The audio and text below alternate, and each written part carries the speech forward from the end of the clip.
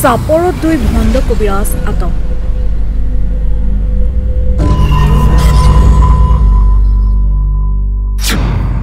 কবিৰাজীৰ নামত মহিলাক অশালীন ব্যৱহাৰ।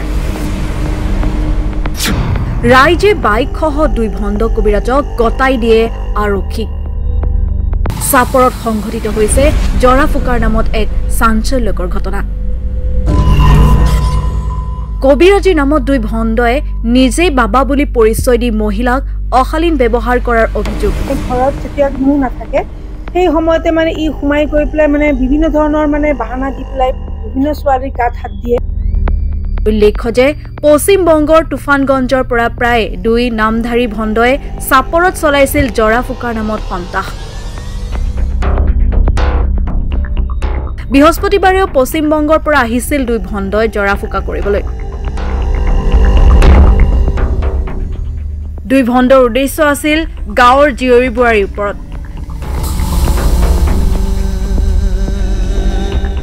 চাপৰৰ গান্ধী মৈদানৰ গাতে লাগি থকা টেষ্টি টাউন নামৰ দোকানখন লৈ আহিছিল চাহ খাবলৈ। যদিও দোকানখনৰ মালিক আছিল মহিলা। পূৰ্বতে এই ভণ্ড কবিৰাজে মহিলাক অশালীন ব্যৱহাৰ কৰে যদিও সুযোগ বুজি পলায়ন কৰিছিল। অৱশেষত আজি দুই ভণ্ডই সুযোগ বিচাৰি মহিলাজনীক বিভিন্ন ধৰণৰ কথা কৈ তাবিজ বিক্ৰী কৰাৰ সময়তে মহিলাগৰাকী আৰু স্থানীয় ৰাইজে দুই ভণ্ড কবিৰাজক আটক কৰি আৰক্ষীক গতাই দিয়ে।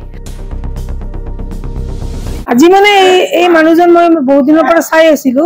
ইয়াত মানে মই কমপ্লেইন পাইছিলো যে ই মানে যেতিয়া এইটো টাইমত মানে বিশেষকৈ দুপৰীয়া টাইমটোত মানে ঘৰত যেতিয়া কোনো নাথাকে সেই সময়তে মানে ই সোমাই গৈ পেলাই মানে বিভিন্ন ধৰণৰ মানে বাহানা দি পেলাই বিভিন্ন ছোৱালীৰ গাত হাত দিয়ে।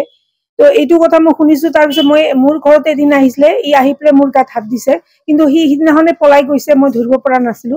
তো আজিতো আহিছে, অহাৰ পিছত মই মানে কেছটো গম পালো যে ই এটা আহিছে, এদিন আহিবই, এই পলাই গলে কি হব। তাৰপিছত আজি আহিছে, অহাৰ পিছত মই তাক যেতিয়া দেখা পালো মই তেতিয়া তাক মই পুলিচক খবৰ দিলো।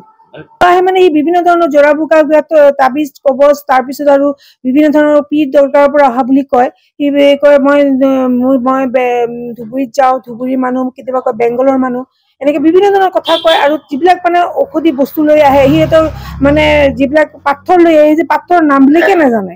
অৰিজিনেল সি পাথৰ বিক্ৰী কৰাৰ কৰ্তা নহয়েই, বুজি পাইছে নে? ই মানে তেনেকুৱা এটা ধৰক এনেকুৱা বদমাছ কিবা এটা জড়িত আৰু মানে লুটি পুটি খোৱা এটা কিছুমান থাকে নহয়, যে মানুহক মানে লুটি পুটি খাই পেলাই মানে কি কৰে, ঘৰখনত মানে কিবা এটা প্ৰব্লেমৰ সৃষ্টি কৰে, ঠিক তেনেকুৱাই আৰু। যাৰ কাৰণে মই আজি দেখা পালো, মই হোটেলত আহিছে, সেইটো কাৰণে মই দেখা পোৱাৰ পিছতে মই পূজা দিব ওলাইছো। পূজা দিব ওলাওতে মই খবৰটো পালো যে এনেকুৱা মানুহজন আহিছে। তাৰপিছত মই ছাৰক ফোন কৰি পেলাই মই বস্তুখিনি মানে ছাৰক সমজাই দিলো।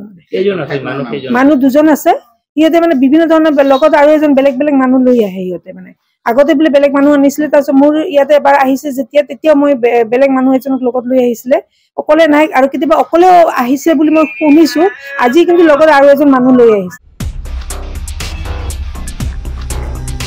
চাপৰৰ পৰা উজ্জ্বল জামানৰ ৰিপৰ্ট, মাই নিউজ এনি।